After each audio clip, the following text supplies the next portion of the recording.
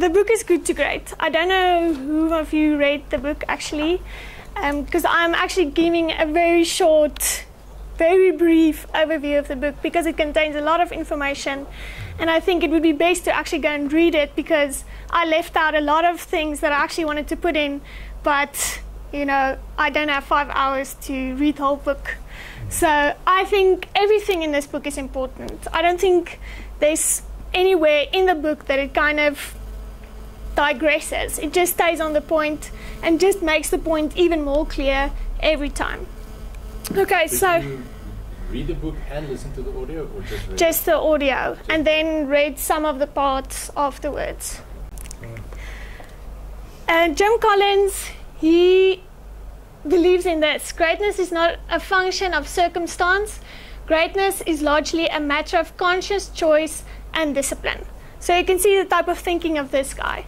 He's very strict in his thinking. He knows what he wants. He knows how to get it. He also believes that good is the enemy of great.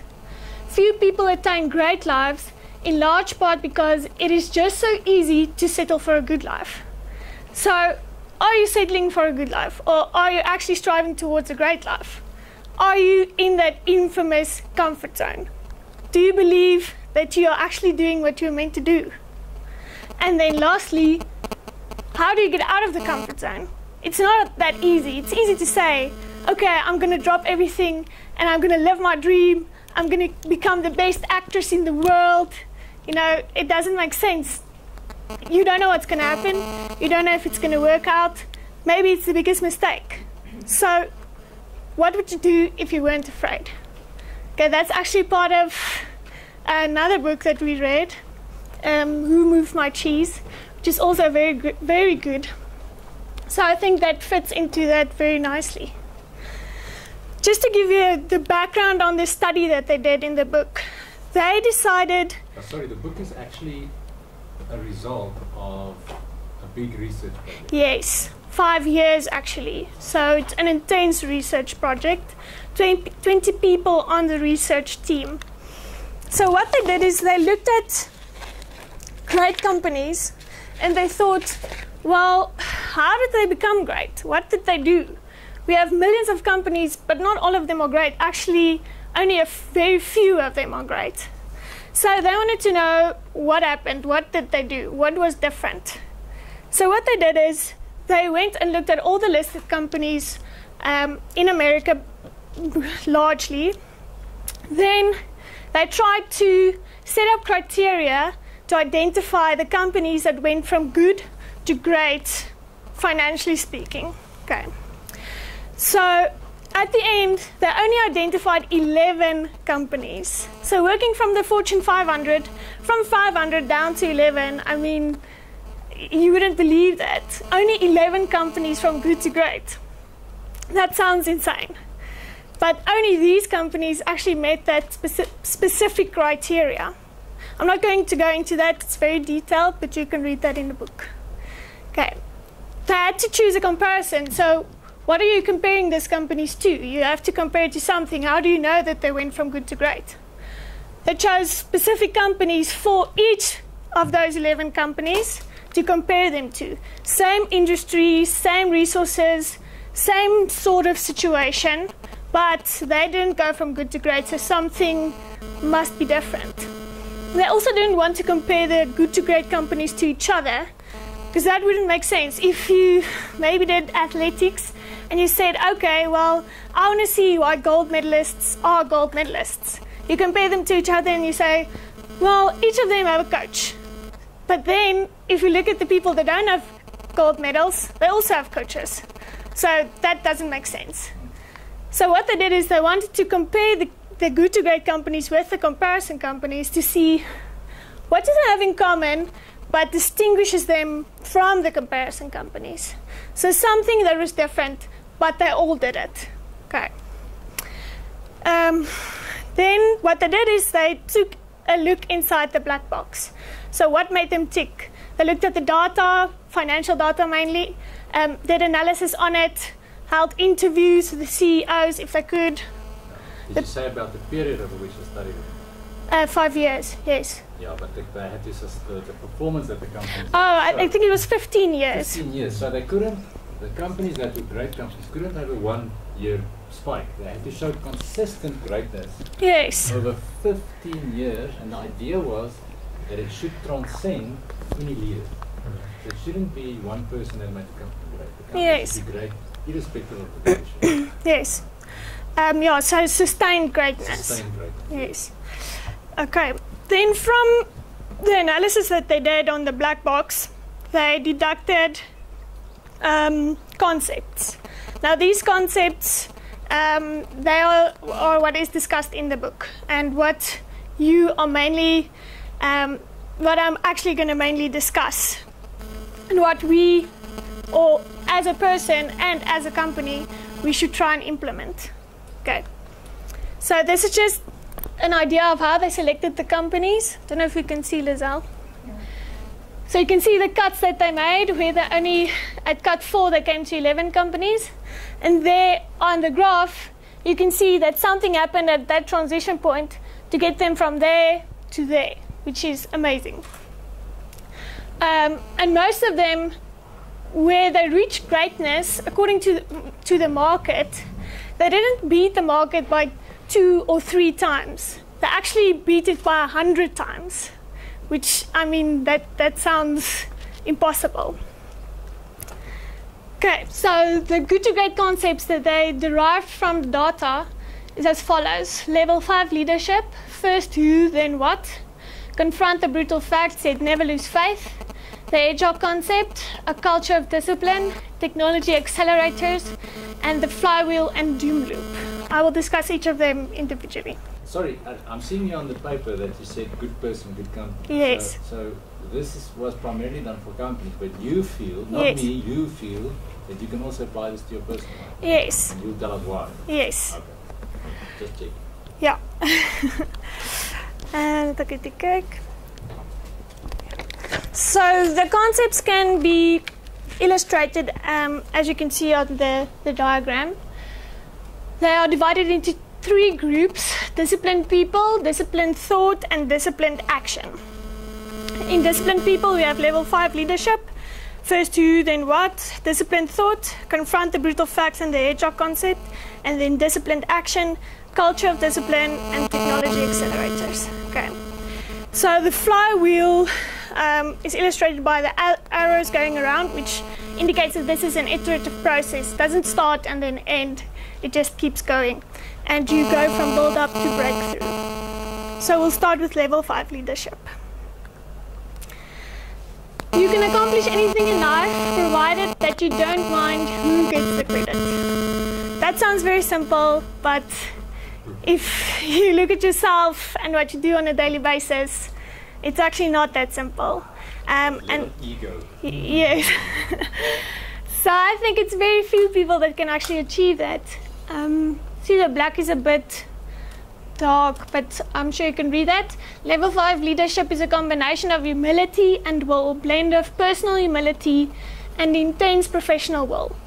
So if you look at this slide, you don't have anything to do with a company. There's nothing mentioned about a company. Nothing says this is who you have to be inside a company. This is who you have to be as a person. So even though you're not in a company, that is great. You have to be a great person to go to a great company. If you don't have people, you don't have a company. If you have good people, you have a good company. If you have great people, you have a great company. The level 5 hierarchy is as follows. Level 5, it's a level 5 executive. Level 4, an effective leader. Level 3, competent manager. Level 2, contributing team member. And level 1, a highly capable individual. So you have to ask yourself, which one are you? Are you on one of these levels? And then what can you potentially be? Are you where you want to be, or do you want to move up a level? Not everybody has the potential to be a level 5 leader, but you have to have each of these in your company to be great. You can't have a bunch of level 5 leaders and no individuals that are actually able to do the work. Okay. each of the good to great companies had a level 5 leader when they did the transition. And that just kept on going, like everyone said. It wasn't just one person that made the transition, they had a successor. So the common attributes were, they don't let the egos get in the way, which I think is actually a big problem. And it's not mainly CEOs. I mean, CEOs can be very egoistic, but even workers, you know, people on the first level can be that as well. If you move up a level, suddenly, hey, I'm the boss and you have to do what I say. Even if you don't say it directly, that's just the thinking. So they don't let the egos get in the way. What they do instead is they see the larger goal. So yes, we all still have our egos, but they concentrate on using their ego needs inside the goal of the company, rather channeling it to the goal of the company than their own personal goals. Not saying they don't have their own goals, they do. Obviously, we're very ambitious and we want to achieve something, but what's more important is the actual goal of the company. They have ambition for the institution, and that's because they see the larger goal. Set up successors for success. They don't leave the company and then think, well, if I'm not here, then everything can go boom. So, and I must say, I don't know if some of you know Lee Iacocca. I mean, that was for me an eye-opener. I mean, I thought, look at that guy's good, but according to Jim Collin, he's not good. Yeah. Because when he left, Chrysler went boom. And crashed, yes. Yeah. So that was for me. Yes. So that's a good example. They're also very results driven. They rely on inspired standards and not inspiring charisma to motivate. So you see people on the TV, all big talk, they're very charismatic, which can actually be a liability according to Jim Collins. If they don't do what they say, then nothing's going to happen. So more workhorse than showhorse. They do what must be done, even if it's tough, even if it means letting people go, even if it means cutting a whole part of the business. If they know that's what must be done, then they do it. They look out the window for credit to give it to somebody else if something good happens, and they look in the mirror for responsibility if something bad happens. The next one is first who, then what. People before strategy, get the right people first and then set the right strategy. So conventional thinking, according to me, where I've worked, we set a new direction of strategy. We get into a meeting, everybody says, okay, so what are we going to do? We want to do this. We go to a breakaway. Only a few people are present. If you're lucky in the company as well, everybody's present. And then when they set the strategy or direction, they have to align the people behind that direction, which in actual fact doesn't make sense, because if you don't buy into it, and if you actually have to spend time to get people to buy into it, then it can't be right. So we must back up and go. I think so. No. The good to great thinking is to employ the right people.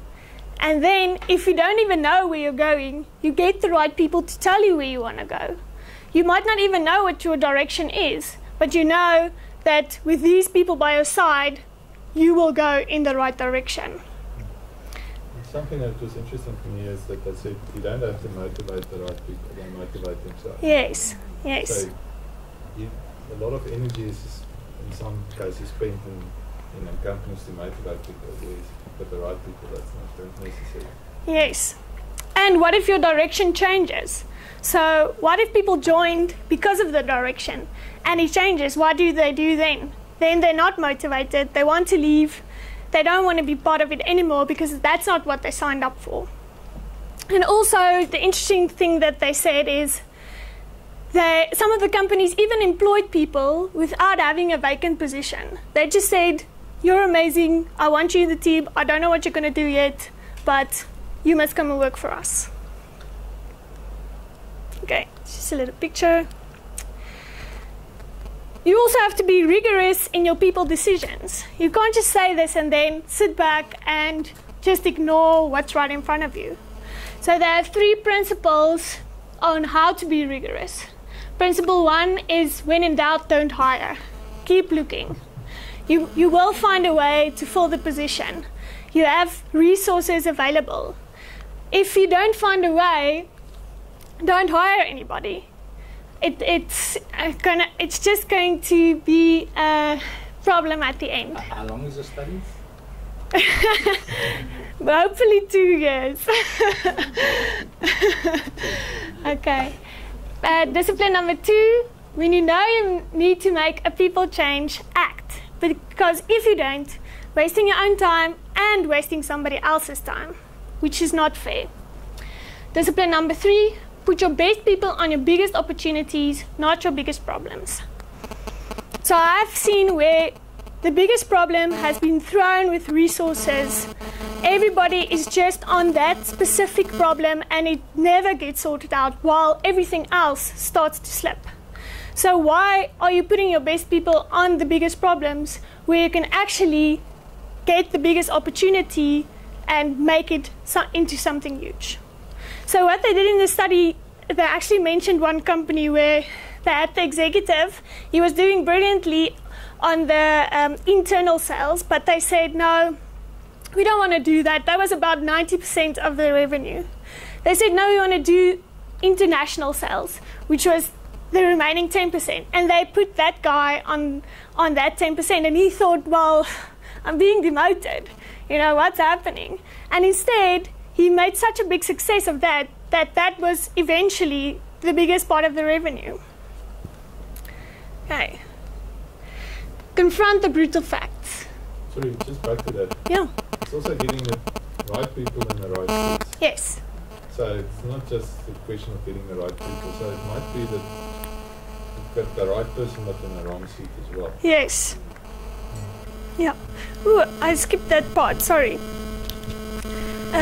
Yeah, get the right. It's who you pay, not how you pay them. The right people set the right strategy. You also have to get the wrong people off the bus. That's where you have to be rigorous. Are the current employees the right people?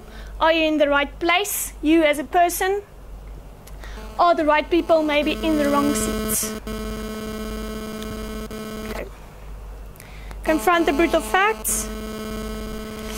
Facts plus faith. Have strong faith, yet confront facts of your current reality. You have to start with an effort to determine the truth of the situation. Decisions must be based on facts. So, if you don't know what your company is and what it actually does currently, how will you make decisions for the future?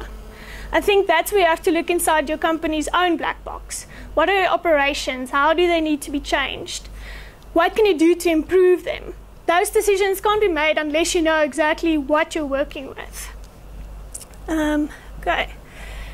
You also have to create a climate where the truth is heard. It doesn't help if you try to determine the facts, but nobody says anything about it.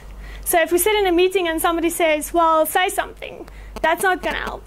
I might be scared that I get fired if I mention something. So I won't be able to say what I really want to say. In other words, there must be a culture of yes. Not getting penalized for it. Yes. That's where you can follow these 4 steps to try and cultivate such a culture. Lead with questions, not answers. Questions get people thinking, and then they start to answer their own questions. Engage in dialogue and debate, which will come from asking the questions. Conduct autopsies without blame. I think this is very important. From where you made mistakes, it doesn't matter who did it. You made the mistake, and you have to move forward. Nobody has to be blamed. Build a red flag mechanism. This refers to something that Jim Collin actually did in his classroom. He gave a red card to each of his students and said that they can use this card to voice their opinions. They can actually use it for anything, but they won't get penalized for it. So the whole class will stop. Everybody will stop and listen if they raise their red card. So if they have something to say, then everybody will listen and they won't be penalized. But they can only use it once, and they can't hand it out to anybody. So you have to think carefully if you want to use it. You can't just raise your opinion every time. Then unwavering faith amid the brutal facts. So we have a few holes, we've made a lot of mistakes, but we won't give up. And it might take a long time, but we will prevail in the end. Yes, Sorry? that's coming. Oh yeah, Stockdale. Yeah, that's Where that came from, what Stas is saying with Stockdale is there was a general who was, how long was he? that's actually part of my presentation, but you can tell the story. So from here, they designed the Stockdale paradox, which is to retain faith that you will prevail in the end regardless of the difficulties, and at the same time confront the most brutal facts of your current reality, whatever they may be. And this was actually named after Admiral Jim Stockdale. He was a prisoner of war for 8 years, I think, and he was in a camp in Vietnam. And even though he didn't have any security, he had a lot of doubt on whether he was going to see his family again. I mean, 8 years is a very, very long time of being tortured, not having enough food, not having any prisoners, what do they call it? Privileges, sorry. And no set release date. So you can think that the future looked quite dark for him. But yet, he still remained that he was going to leave that prison alive, and he did. And he also motivated all of the prisoners that were there with him. The hedgehog concept. Jim Collin divided people into two categories. Either you're a fox or a hedgehog. So the fox knows a little about a lot of things, and the hedgehog knows one big thing very well. He suggests that companies should be like the hedgehog and not like the fox, which I think makes sense. If you don't know a lot about many things, then you shouldn't do many things. The hedgehog concept is as follows. What can I be the best at? So what are my abilities? What are my natural talents? What do I do without a lot of strain? What am I passionate about? So this makes me feel good. I'm energized when I do this. And then obviously, what can I make money doing? Because it wouldn't make sense if it's not financially feasible. Within those three circles is what you have to concentrate on. You cannot deviate outside of these three circles. So that should be your ideal role and your BAG, which is big, hairy, audacious goal. Not passionate about it, you're going to run out of steam. Yes. So you're not the best at it, you're not really going to make money. And if you make exactly. money, but once again, you're not passionate. Because, if you think about it, what does it take to be the best? He actually says the best in the world. You have to be the best in the world at it. What does it take to be the best in the world? I'm going to refer to athletics again. But what does it take to be the best runner? It takes a massive amount of commitment. It takes not living a normal life. So are you willing to do that? If you're not passionate, you won't be willing to do that. The BAG also, refers to the big, hairy, audacious goal, but you can also have good and bad BAGs. So for me to say I want to swim to Robben Island is a BAG, but it's a bad BAG because I might not make it there alive. Okay? But for me to say I want to be the best tennis player in the world, if I start now, I might make it. No, it's big, hairy, audacious, but it's a goal. The hedgehog concept is not a strategy, it's not a direction, it's an understanding. So you have to understand what you can be the best at and what you definitely cannot be the best at. I can definitely not be the best swimmer in the world, I know that for a fact. I've done it in the high school because I had to, but I hated it so much. So I know that by process of elimination, I'm bad at certain stuff. And I think if you don't know what you're good at, you can start by saying what I can't do, and you can get that out of the way. because that might cloud your thinking. Then you have to understand your passion. You have to know what you're passionate about and what drives you and what gets you going in the morning. If you get up and you say, oh, just another day, I mean, what kind of life is that? So the example that I put there was Gillette, the company, the razors. They had a business school graduate that applied for a position there. And then they said, no, they don't want her because she wasn't passionate about deodorant. So they published an article where they said, people who aren't passionate about Gillette need not apply, which I think each company should say. About razor blades. Yeah. And it's amazing how they refer in the book to the people, they say they weren't passionate about the disposable razors. They didn't even want to focus on that. So they wanted to create something that's not disposable, that competes with the disposable razors. So being more or less in the same price range, which I don't think it is, but that's their big, hairy, audacious goal. I don't think they're there yet. So we set the goals based on understanding. We understand what we're good at, we understand what we're passionate about, and we want to do that. And it's not something that we're doing just because we're brave. We say, oh, I'm going to do it. I'm going to swim to Robben Island because I'm so brave. That's just being stupid. I'm not that brave, by the way. Well, that's stupid. No. But I do put the laptop in front of the projector. So I'm that stupid.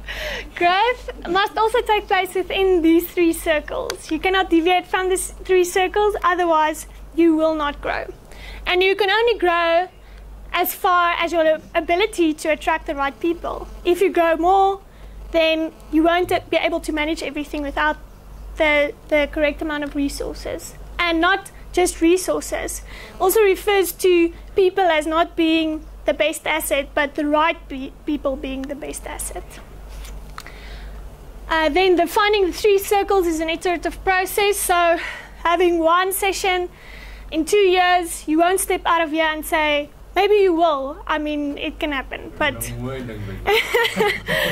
but it's just a start. So it has to be a continuous process. You have to revise and say, is this still in our hedgehog concept? Is this still something that we have to apply, or has it changed a little bit? Which it obviously will. Okay.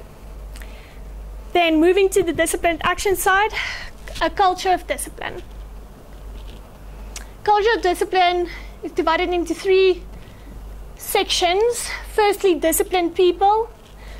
Disciplined people have disciplined thoughts, and then they have disciplined action. This is actually an eye-opener for me personally as well. I think that being self-disciplined is something that's very understated, because you can have self-discipline and then you can have self-discipline. And when it comes to cookies and chocolates, I don't have a lot of self-discipline. So I think in everything that we do, we have to have self-discipline. The goal is to build a culture full of people who take disciplined action within the 3 circles, fanatically consistent with the hedgehog concept. That fanatically was a word that actually stood out for me, because if you're fanatical, then you're basically crazy about something. So I am fanatical about sticking to that hedgehog concept, and I'm not deviating outside of it. To build a culture of freedom and responsibility within a framework. You cannot just deviate and do anything that you want, but you do have the freedom to work within a highly developed system. Then, if you have the right people, you don't have to manage them. You just have to manage the system, not the people. Build a culture of disciplined people who fulfill their responsibilities. They're passionate about it, they're behind the direction, and they know what they have to do, and they want to give their best while doing it. He refers to people are willing to rinse their cottage cheese. There's analogies on Dave Scott. He won the Ironman, the Hawaiian one, so the world champions, 6 times, which is pretty amazing. You can think the amount of swimming and running and cycling he does every day. So obviously, I mean, he won't have a problem with his weight, but he believes in a low-fat, high-carb diet. And when he eats cottage cheese, he rinses the cheese so to remove the excess fat. I mean, that's how fanatical this guy is about being the best. If there's something that's going to hold him back, he cuts it out. That's how you have to be about your responsibilities, if you're passionate about it. Then to create a culture of discipline, not a tyrannical disciplinarian.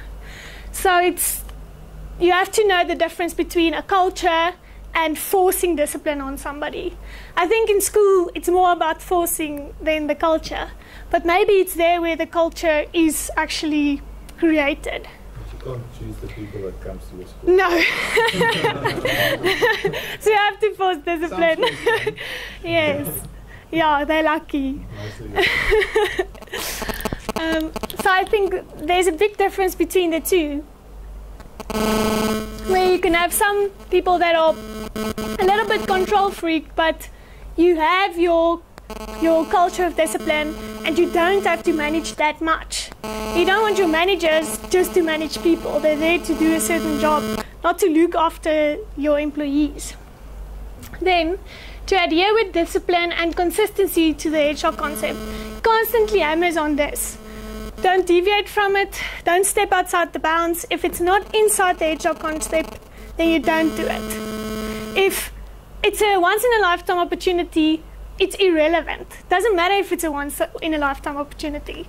I've seen very marked deals that are once-in-a-lifetime opportunities for creepy crawlies in a swimming pool, but I don't have a swimming pool. So I'm not going to buy that. It's exactly the same principle. Ask Frans about the Kirby. Once in a lifetime, you have to buy it now. Yes, and it's this price for only so long, so you have to buy it today. I mean, if I fell for that, we'd all be broke now. So that's the same principle in your business. If it's a once-in-a-lifetime opportunity and it's not within the hedgehog concept, then you just ignore it. The interesting thing that he says is to start a stop doing list. So we all have to-do lists, but I don't think a lot of us actually have a lot of stop doing lists. So I think that if I had to create a stop doing list, it would be something like stop procrastinating, stop doing things at the last minute, stop forgetting important things, which I often do, stop leaving milk in the microwave for too long because it's stuck on the plate forever.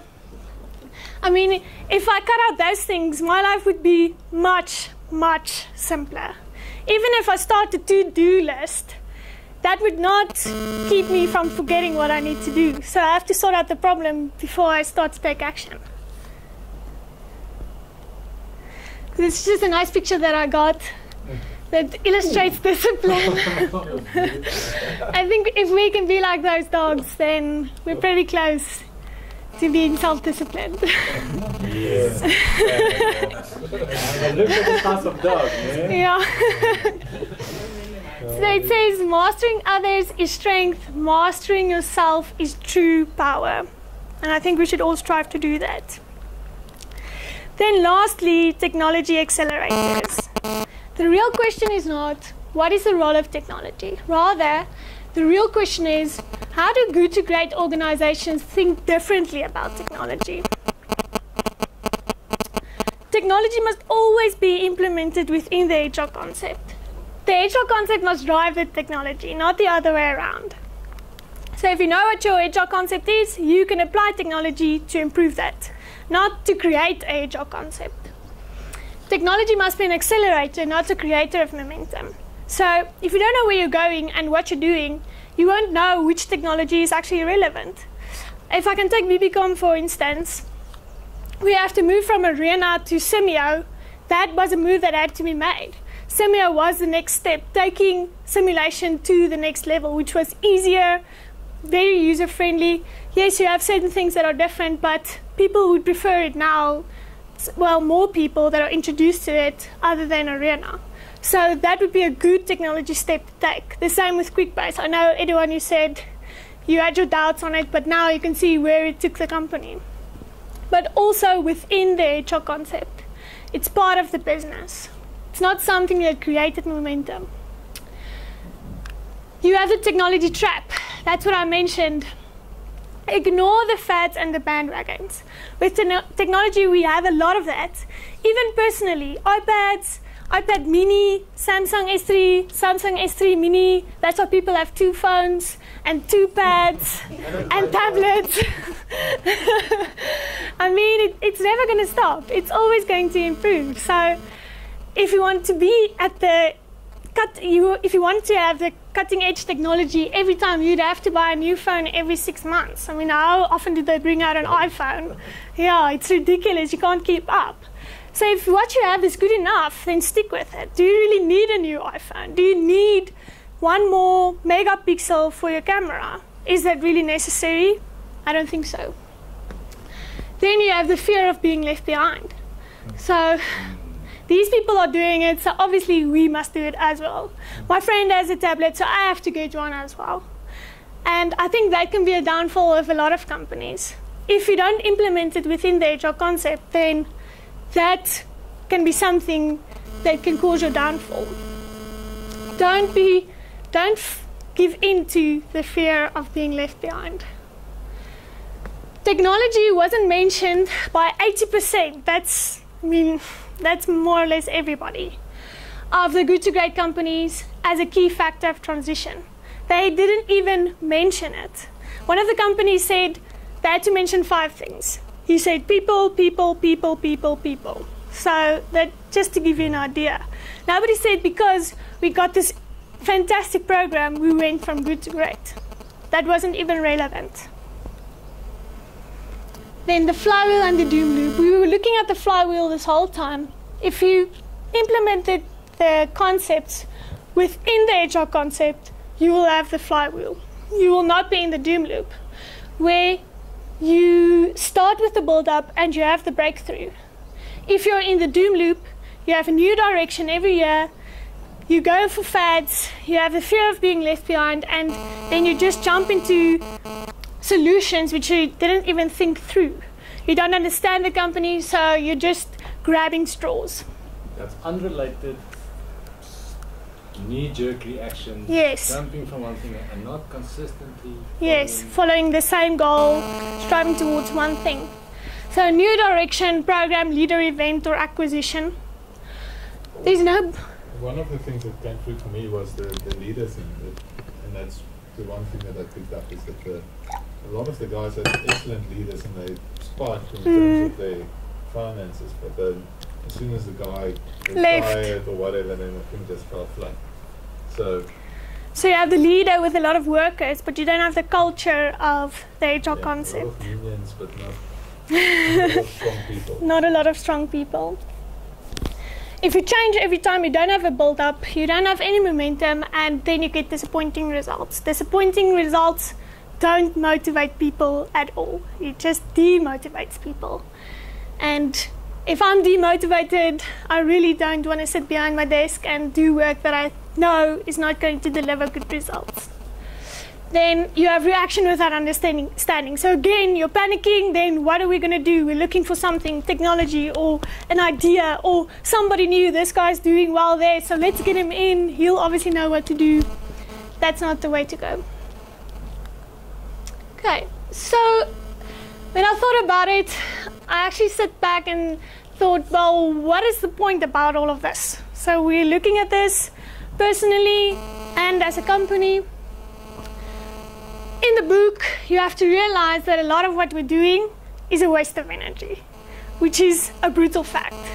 So what are we doing that's not making sense? What are we doing that's not within the HR concept? If it's not there, then we have to cut it. Or actually, what is the HR concept? We're saying we have that, but if we don't have the HR concept, then we have to start thinking about it now. You have to start saying, what is it that we really actually want to do, that we're passionate about? I know Marguerite is passionate about risk management. So that will be in her HR concept. And she won't be going and doing people's books and, doing the payroll.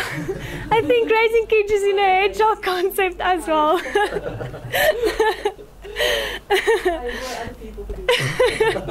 Because they are passionate about it. We should rather spend time applying the principles and stop doing everything else. Stop doing everything else. It keeps us so busy because we are so busy every day. It allows it to be much simpler and our results would improve. Just go back, that's a very big statement. So the stop doing list, and that statement is a major change. Yeah. Doing less, doing it much better. Yes. Just do it. And also what he mentioned in the book is that the good companies and the great companies, compared to the work that they did, if you compare the effort that they put in, it wasn't more. It was just in the right direction. So in some cases, they even worked less and they had a lot better results. So are you saying working harder is not necessarily the answer? If you're not working harder towards the right thing, it's definitely not the answer. And then you also demotivate yourself. The other thing in terms of that flywheel is the concept is that it gains momentum. And I said in the book that most of the companies couldn't say how they got great.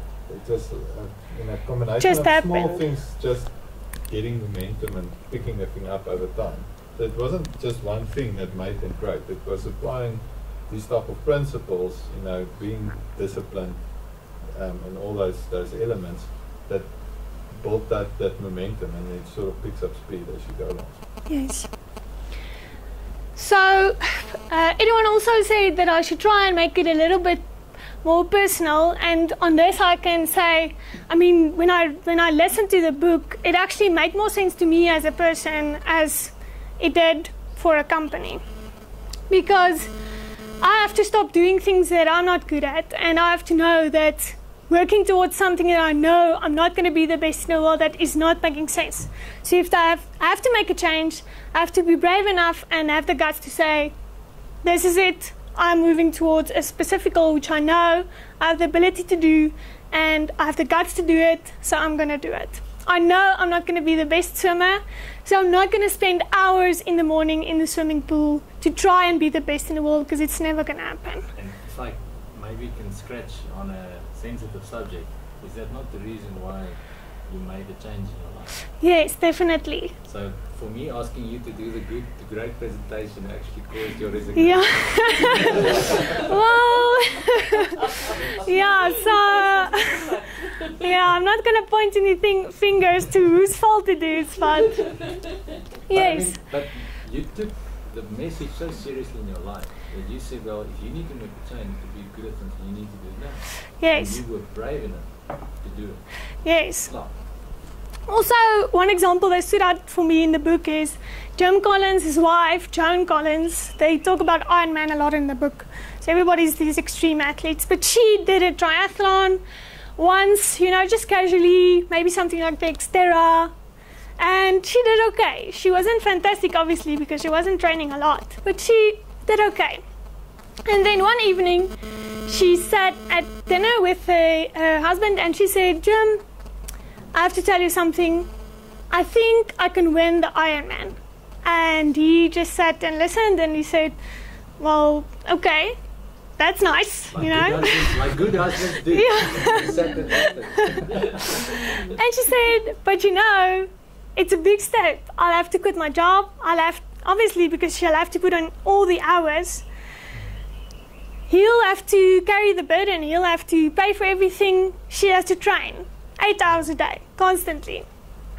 And he said, well, obviously they were in a position where they could do that. So he said, okay, do it. And then 3 years later, she won the Ironman, which is fantastic.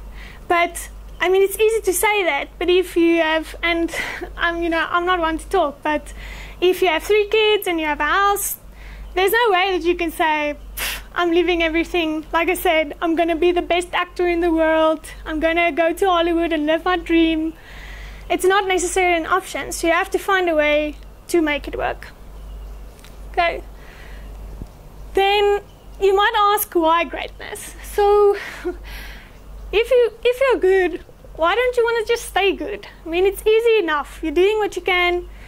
You're holding the fort. Everything is going well, and your life is comfortable. So why do you want to make this change?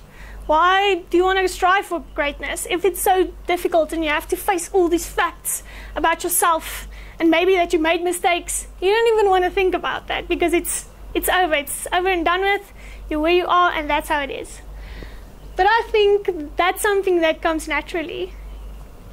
The question is not why greatness, but rather what word makes you feel compelled to try and create greatness. So, not why should I be great, but I need to be great because I love this so much. If being good is good enough for you, then you're probably in the wrong line of work. Ouch. Okay. Thank you.